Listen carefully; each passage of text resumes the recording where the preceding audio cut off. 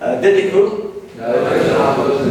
Так, ребят, так, сегодня у нас по плану было запланировано провести открытый урок.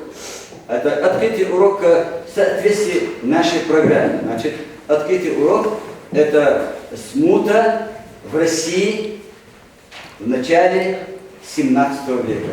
Вот как раз по этой теме мы здесь замечаем и все отмечено. Видите, смута в России в начале 17 века. Прежде чем рассмотреть основные положения, нам необходимо прочитать эпиграф урока, который известный историк Пучевский писал. Но здесь тоже, значит, я вывесил, но у меня тоже эпиграф записан вот по урочному плане. Так, внимание.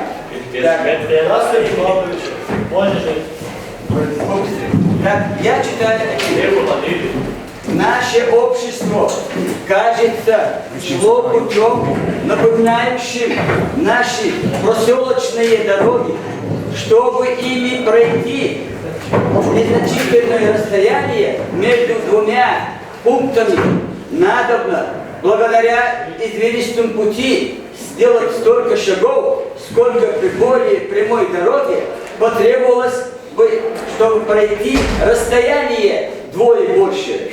Эти слова, сказанные известным историком Ключевским, имеют свой смысл.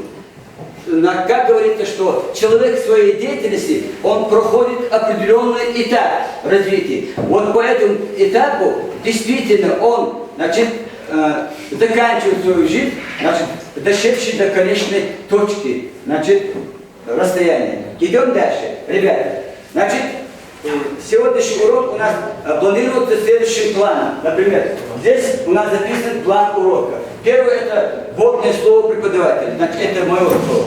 Дальше – причины смуты. Значит, Дмитрий I, восстание Ивана Болотникова, начало русско-польской войны, Семибоярщина, ополчение, выборы царя и последствия смуты. Значит, ребята, по этому поводу мне хочется сказать, что вступительное слово, значит, как все это было.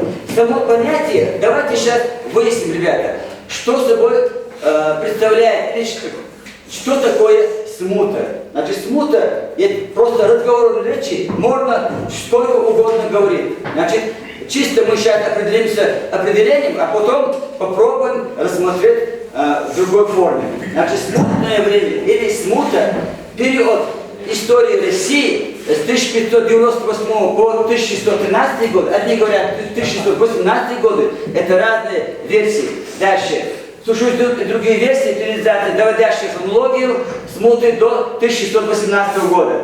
Значит, ознаменовавшие стихийными бедствиями, гражданской войной, русско-польской, русско-шведской интервенцией, тяжелейшим государственно-политическим, социально-экономическим кризисом. Вот это понятие смута и смутное время.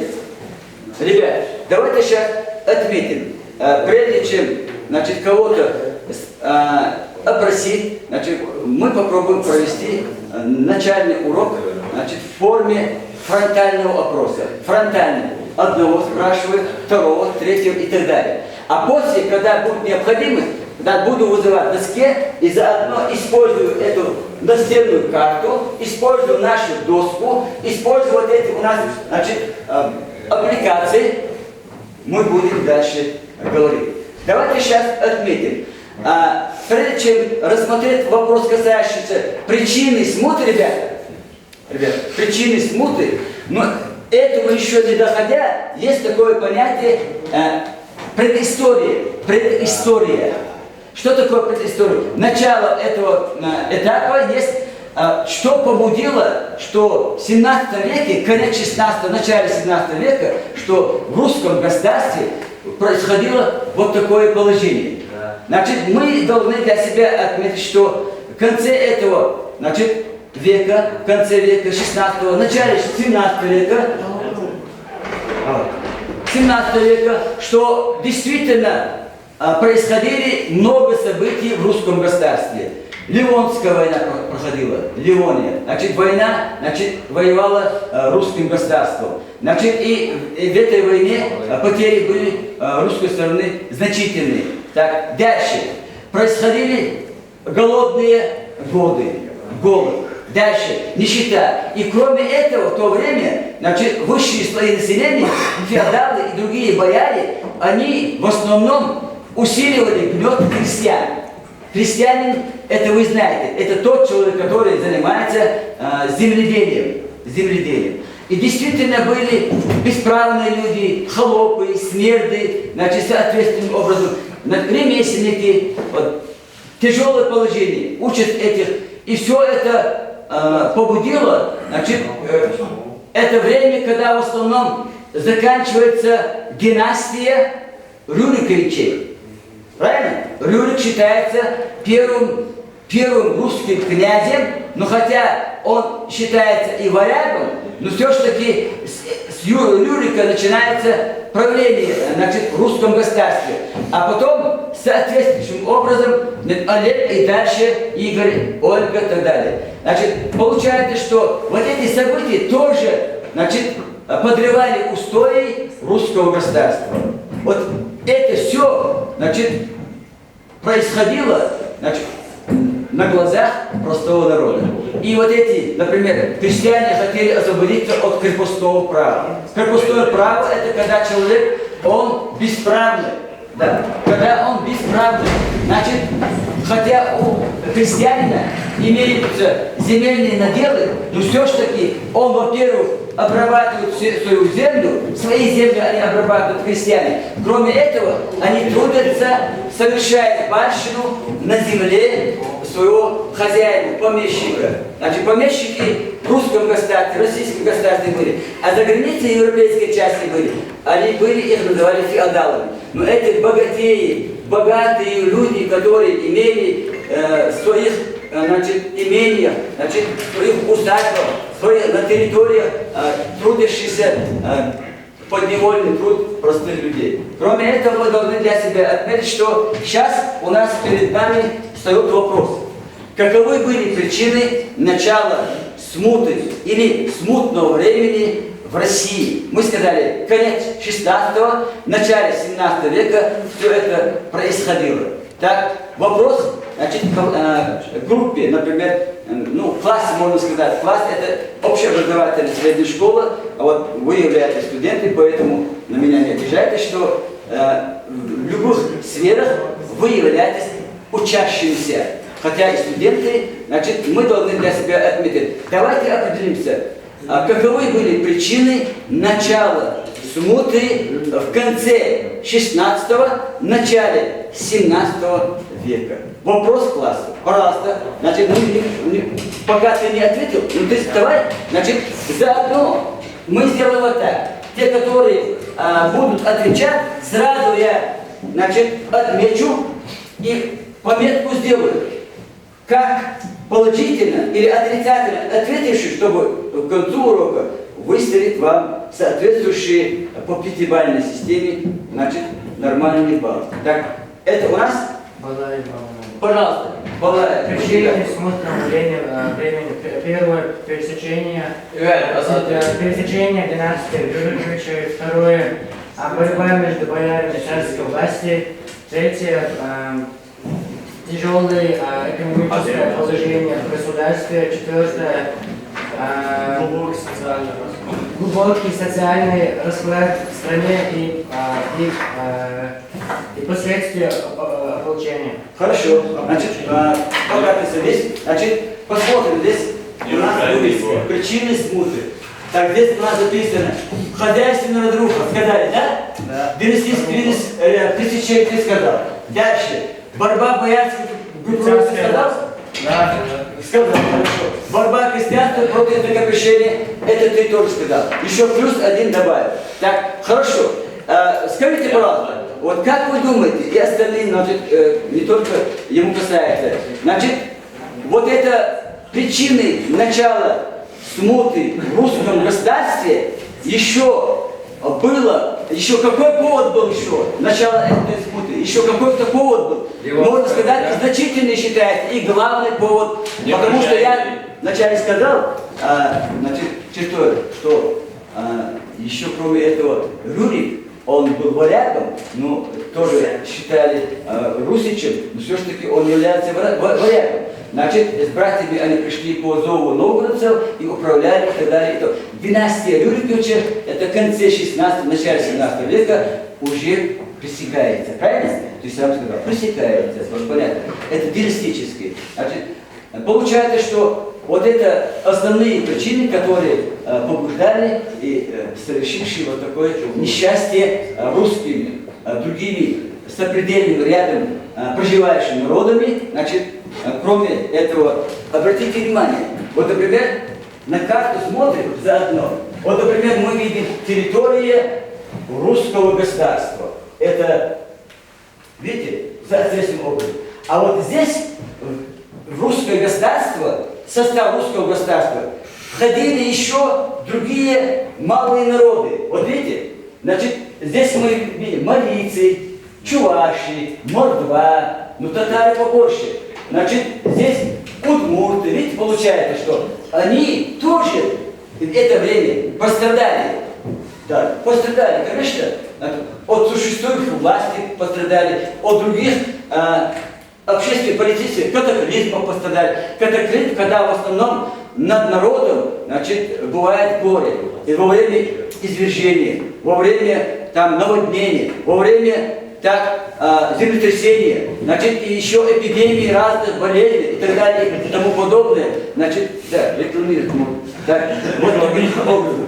Получается, что еще мы одно упустили, что в это время так еще на эту ситуацию еще воздействовали вот такие события, когда годы правления Ивана IV Грозного он жестоко обходился не только с боярами и простым народом. Его опричнина сильно ударяла на экономику русского государства. Действительно, это тоже, значит, идет счет, повлияло на вот это совершившуюся ситуацию в русском государстве в конце 16-17 века. Мы об этом сказали. Хорошо. Получается, что после того, как Иван IV Грозный умер, значит, наследником его становились кто? Его сыновья. Правильно? Сыновья, хорошо. А вот, например, старший сын, как его звали? Федор. Значит, ну, так, кто может по этому поводу сказать? Значит, престолонаследие занимает кто? Федор Иванович, пожалуйста, поднимайся. Да. Так, это у нас, минуточку. Джабраил. Так, что ты можешь нам сказать? Джабраил. Так, Джабраил, мы тебя слушаем. Хорошо. После смерти Ивана IV, не терпите, ребята. Я тебя не терплю. Потихоньку. Думаю, что на русский престол становится, значит, следующий наследник Федор Иванович. Хорошо. Значит, но он сумел управлять русским государством. Да или нет? Нет. Но он в политическом отношении немного далек, правильно? Далек был. Поэтому, он недолго управлял, около 9 и более лет, но управлял. На самом деле прямым наследником должен был быть кто? Дмитрий. Дмитрий Иванович, правильно? Хорошо, пока ты садись, значит, это у нас? Хасан, пожалуйста, ты скажи о Дмитрии Ивановиче. Дмитрий Иванович умер. Но его убили в 1591. Так, это где было? Это было где? Буква У. Ребята, ребят, я немного подсказываю, просто вы должны догадаться. Значит, Угличи, видите? Послушайте, Угличи, значит, он...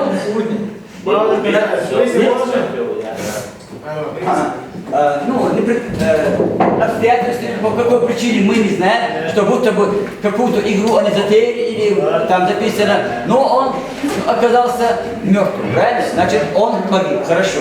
Значит, получается, что ведь в смерти этого Дмитрия обвиняли кого? Ребята? Правильно. Борис Годунов, ты пока садись, пожалуйста, скажи, что ты можешь по этому поводу сказать? Я могу сказать, Понимаешь? На трон был возведен Борис Годунов. Да.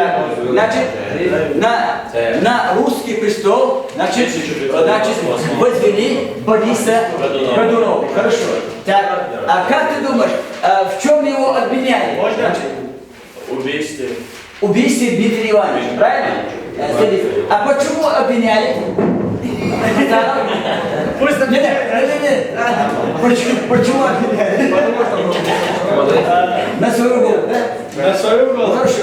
Потому что эти наследники мешали, значит, да, они мешали, значит, да, чтобы в русском государстве, чтобы когда Борис Годунов придет к власти, значит, они были претендентами номер один, а Борис Годунов был только родственником жены этого Федора Ивановича. Да, на Захару, у нас все больше чего. И вот, действительно, как называли этого Бориса Годунова, когда он стал во главе русского государства царем, значит, в чем его обвиняли? Что он какой царь? Он международный царь, правильно? Да. Это у нас? Ребята, послушай, ну, я зачет имею, отметил, что ты отвечаешь. Садись, ребята, послушайте, у нас там интеллектуальная игра, что где, когда, там споры были и так далее, это позволительно. Но сейчас открытый урок, здесь такие разговоры, такой шум, непозволительно, ребята. Послушайте, дальше, получается, значит, так, это у нас... Гайсумов.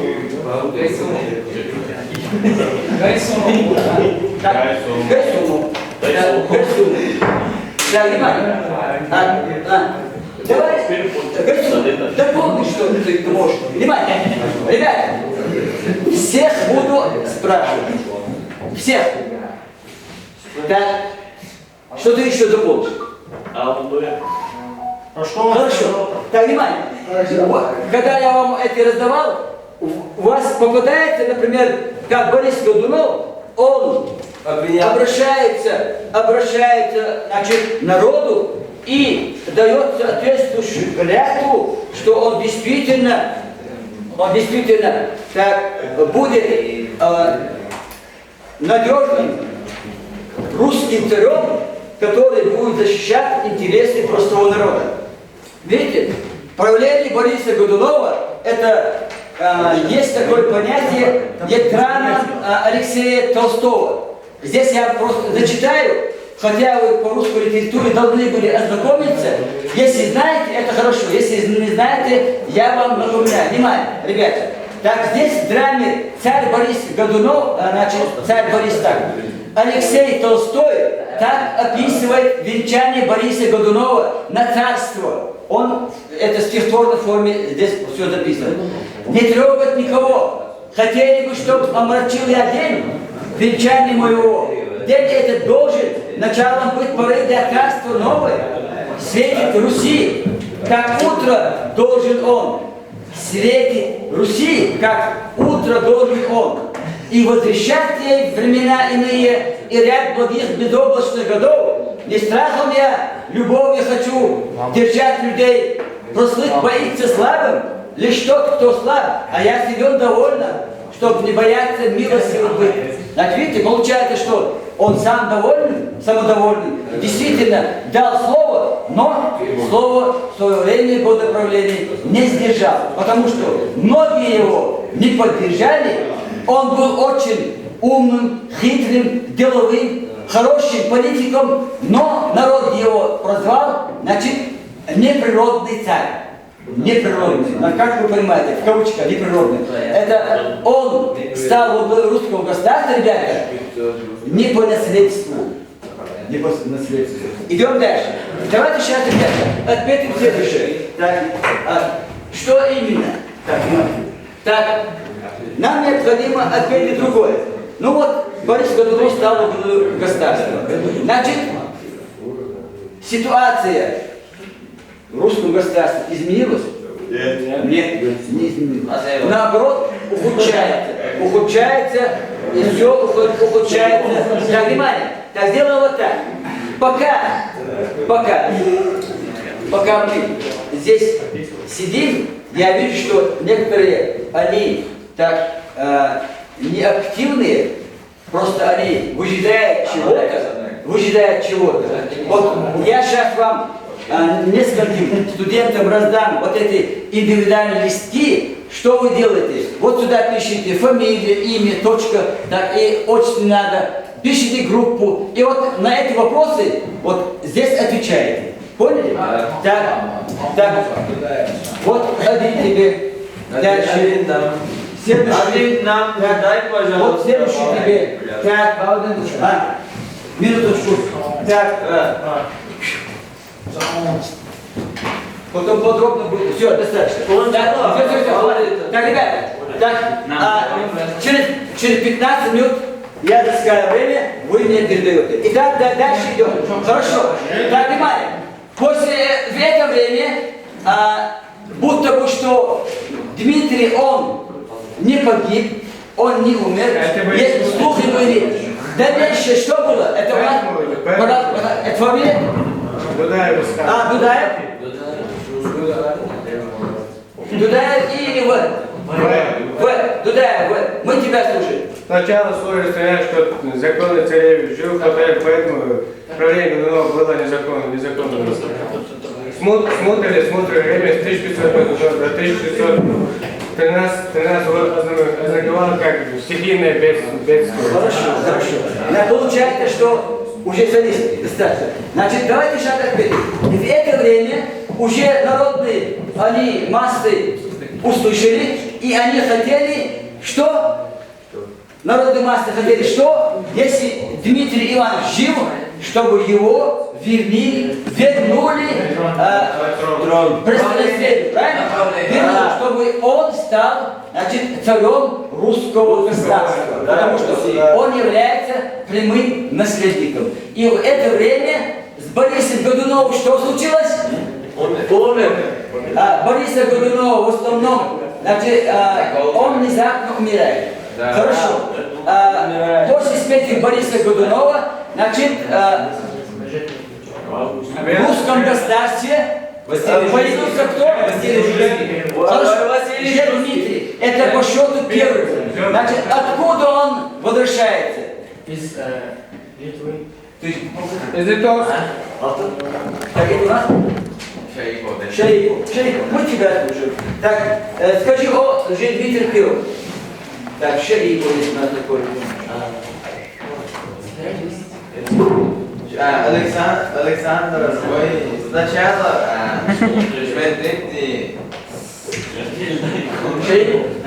Я у тебя спрашиваю, откуда пришел Дмитрий Первый и кто его поддерживал?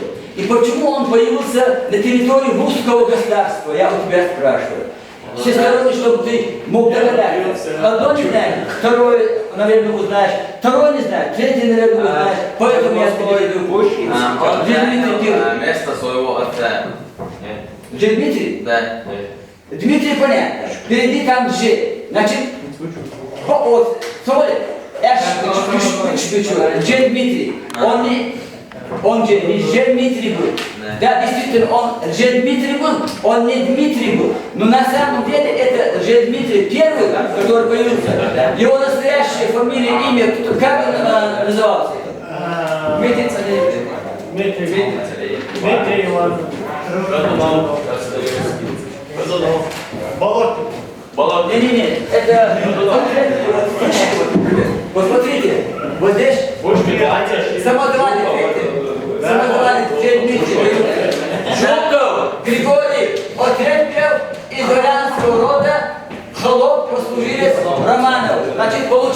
что это от третьего был, он называл себя Дмитрием, а вот история они вошли как Лже-Дмитрий. Их поддерживали, значит, их поддерживало какое государство? Больше, правильно. Все, внимание. Сейчас один из вас, кто-то выходит, значит, с картой поработает. Значит, я дам задание, кто будет выходить? Так, что надо? Сейчас я вам напоминаю. Послушайте. Так, сейчас мы находимся накануне войны. Поэтому, пока мы не будем воевать, кто-то должен прикреплять, какие государства вторглись в пределы русского государства. Это у нас кто? Израилов. Так, Израилу. Так, сейчас я тебе дам задание побыстрее. Так, Израилу. Израилу. Послушай, понимаете, ребята, это вас тоже касается. Посмотри, Израилу. Вот эти иглы, как гвоздики, значит, я дал, принес, чтобы вот это, значит, вот эти, посмотри, это государство, это ханство. Значит, ты из этих государств, значит, выбираешь государства, которые на русское государство напали, совершили вторжение, совершили. И потом выбрал 1, 2, 3 государства. Потом этими, значит, гвоздями ты на каждой здесь находится государство прикрепляешь. Детерел? Прикрепляешь. Вот сейчас сперва найди, вот какие государства организовали вторжение.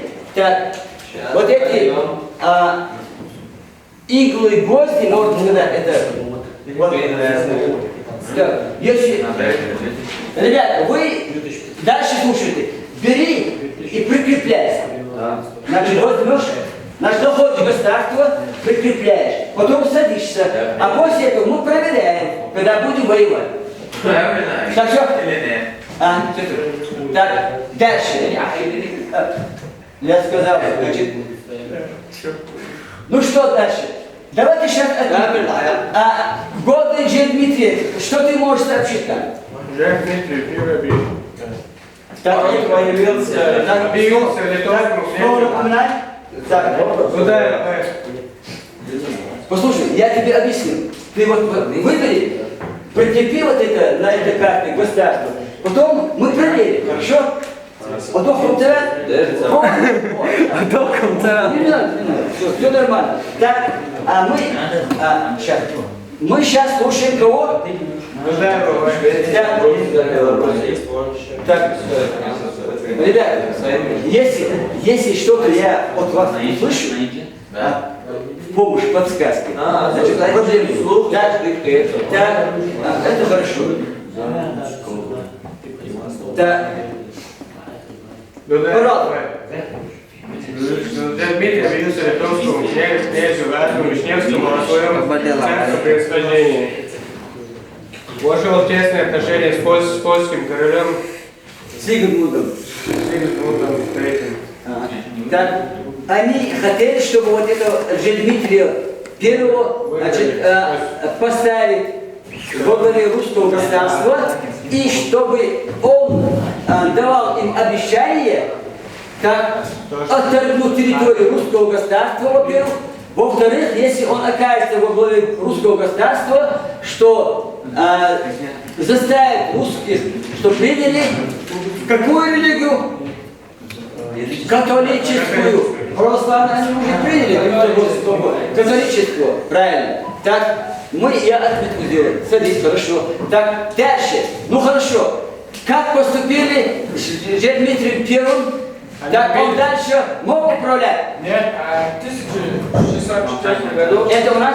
в 1604 году войска самозванца, состоящие из запорожцев, казаков и польских наемников, напали на многих городов, к примеру, Моровск, Чернигов, Утиль, сдались Лже-Дмитрию Первому. Войско московское воеводы Федора Мстицкого было разбито. в битве под Новгородом Северским. Хорошо, достаточно. Смотрите. Давайте смотрим на это. Вот так, видите, сейчас у нас идет, видите, что причиной победы Дмитриева это голод, значит, это сомнение законом царе, восстание хлопков подавление, да, восстание, возможно, самозванца, массовый портрет Годунова. И вот так, вот это уйма причин побудило, чтобы этого Дмитрия первого поддержали. Простые народные массы, значит, крестьяне, значит, холопы, смерды, даже и помещики, бояре поддерживали этого Дмитрия первого. Они думали, что действительно он наследник русского престола. Все, можно? Русского престола. Вот, они обманулись. Дальше. Ну что? Недолго прожил Дмитрий Первый. И что с ним, какое несчастье случилось с ним? Его убили. Хорошо. Его убили. Можно про восстание Болотникова. Даме Кумакалея. Так, его убили. Хорошо. После Дмитрия Первого дальше что было в русском? Восстание. Так, внимание, пожалуйста. Это у нас кто? Хасанов. Хасан, мы тебя слушаем. Сначала смотри, распространились слухи о том, что Дмитрий... Я. Про восстание Болотникова сказали. Болотников, хорошо. Сказали, что Дмитрий жив и... Все будет. Что-то, брат. Можно дальше. Все, пока. В 1606 году поднялось восстание, предводителем которого был Иван Болотников. Первым чеченцы входили люди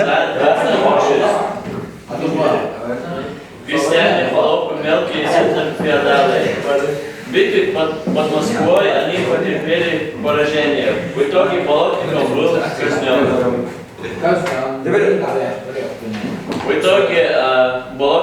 казнен. Так, все. Пойдем. Так, смотрите. Итак, значит, восстание это под предводительством Болотникова, значит, по-другому еще как называли? Это восстание, как по-другому называли? Смута. Подожди. Вот те, которые занимаются земледелием, их как называли? Крестьяне. Крестьяне. Значит, эту войну как называли? Крестьянскую войну. Правильно, крестьянскую. Ну, одновременно это тоже. Крестьянская война. Хорошо. После этого, так, появился какой?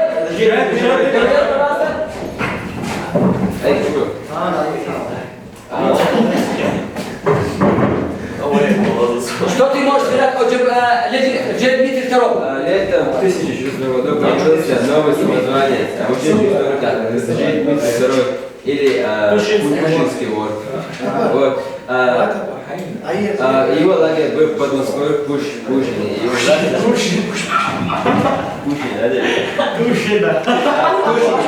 К концу 1868 года власть Дмитрия II распространилась на Переславль, Залесский, Ярославль, Владимир Ильич и Кострому ударяют. Хорошо. Власти были... Так, ребята, давайте сделаем вот так. Что? Значит, Дмитрий II в основном, он дошел до Москвы и, значит, ему открыли путь в Москву. Кто? Или какие слои? Польский. Да, есть такое понятие. Семибоярщина. Да. 7 бояринов. Так, во главе был Мстиславский. Эти бояре, они торговали с кем? Этим Сигизмунду III. Их пропустили, порядком пропустили в Москву. Да. И в то время, значит, какая реакция была русского, других, российского народа в то время? Какая реакция была? Так, уже начались в разных регионах, значит, городах, селах, деревнях, уже народ поднимается. Так, появилось что? Ополчение. Какое ополчение? Первое. А кто был руководитель первого ополчения? Иван Зарецкий. Нет? Лепунов. много было. Потом еще с ними были задействованы другие. Но как вы думаете, вот это первое ополчение, им удалось как следует, значит, взяться, значит, за оружие и дать отпор Дмитрию II. Не удалось, потому что они между собой поссорились, это первое ополчение было распущено, ребята, распущено. Потом появилось второе ополчение. Что вы можете сказать, кто был инициатором, руководитель этого ополчения? Нет? Кузьма Минь. И еще Дмитрий Пожарский. Они, значит, в Новгород-Северском организовали, значит, и собрали огромную сумму денег. Они, значит, соответствующим образом для ведения военных действий, значит, приготовили ополчение и двинулись на Москву. А в Москве находились кто? Польские армии. Поляки находились. Поляки бесчинствовали, значит, в Москве. И в Москву надо было освобождать от этих, значит, поляков. И еще другой, ребята, вопрос следующий. В то время, когда поляки, они шли на Москву, потом в другие регионы, есть известная личность, которая, он завел их, значит, в гущу лесов, и чтобы они оттуда не вышли, это какой герой считается народным героем русского, российского народа? Слышали о Сусанине? Сусанин. Он завел поляков, и они там погибли. И Сусанина они, значит, убили. Кроме этого, известная личность, религиозная личность, значит, был в то время кто? Который говорил, чтобы российскому народу надо подняться против, значит, шведов, против поляков. Это кто был? Гермоген, слышали вот это? Это известная личность была. Да. Дальше. Ну, давайте послушаем тебя. Да. Да, внимание. Финляндия, Швеция. Швеция. Так, Швеция, куда его?